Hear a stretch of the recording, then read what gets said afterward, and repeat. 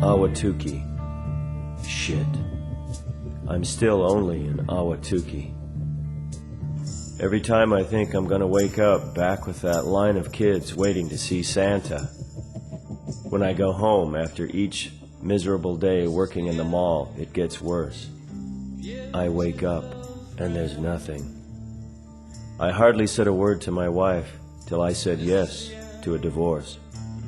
When I was here, I wanted to be there. When I was there, all I could think of was getting back into the mall. I've been here a week now, taking my Christmas in the Mall orientation classes, getting softer. Every minute I stay in this room, I get weaker. And every minute some elf squats in the snow, he gets stronger. Each time I looked around, the walls moved in a little tighter. Everyone gets everything he wants. That's why they call it Christmas. I wanted to be a part of that whole Christmas thing. And so for my sins, they let me. They brought it to me like a same-day UPS Christmas package special. It was a real choice Christmas. And when it was over, I'd never want another. I was going to the worst place in the world, and I didn't even know it yet. Christmas was still weeks away with hundreds of hours, standing in a line that stretched through the mall like a string of Christmas lights that went all the way to Santa. It was no accident that I got to be the caretaker of Santa Claus's story. There is no way to tell his story without telling my own. And if his story is really a confession, then so is mine. I heard a tape of Santa. They had recorded it in the break room at work. I dreamed I saw a shopper. While they stand in line waiting to buy toys, they can't find their credit cards. They can't buy the toys, but they leave the mall happy anyway. It's my nightmare. It's my dream. What it was is that one of the mall's best Santa impersonators had gone over the edge. He really thought he was Santa Claus. But then a lot of kids thought he was too. Oh, he was good. When he talked about his sleigh flying over your house to deliver the toys, you believed him. You could even smell the reindeer shit. He'd been a Santa for 15 years, but after too many seasons at the mall, his ho-ho-ho became unsound. Because he couldn't stop at ho-ho-ho. He had to throw in a he-he-he and a ha-ha-ha, too. The long hours during the season had driven him to madness. That and the Christmas season kept starting earlier, year after year. Soon, we were going to be hearing Christmas carols in August. 120 degrees outside, and you find yourself worrying about whether or not you can get a crock pot at Walmart or that last Cuisinart at Macy's for those important people on your shopping list.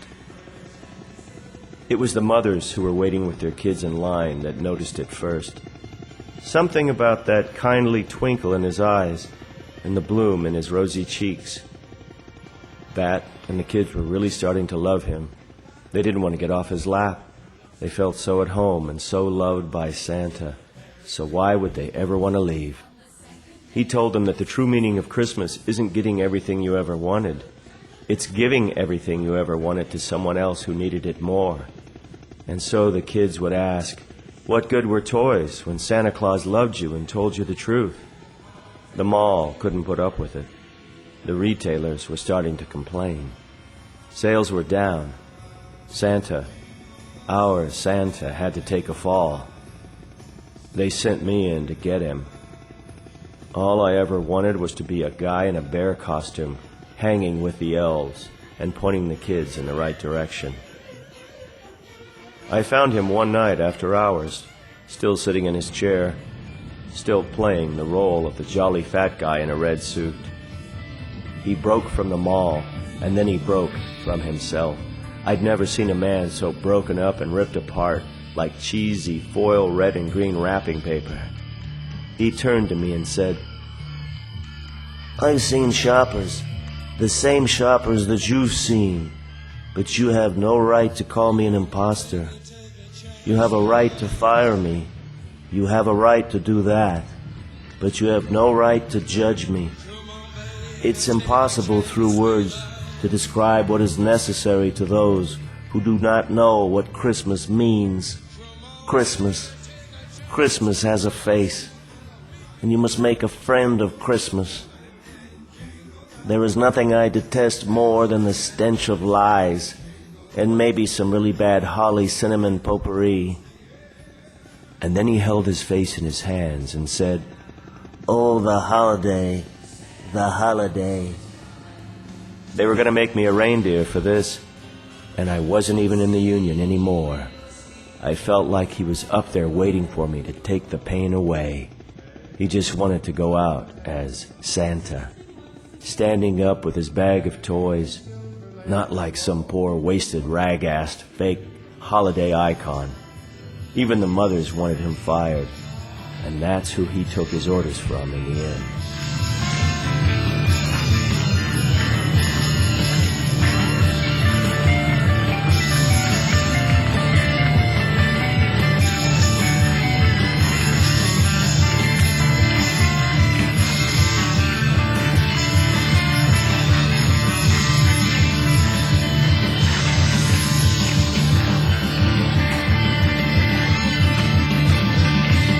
They train young men to be Santas and to tell the children lies, but they won't allow them to tell them the true meaning of Christmas because it's obscene.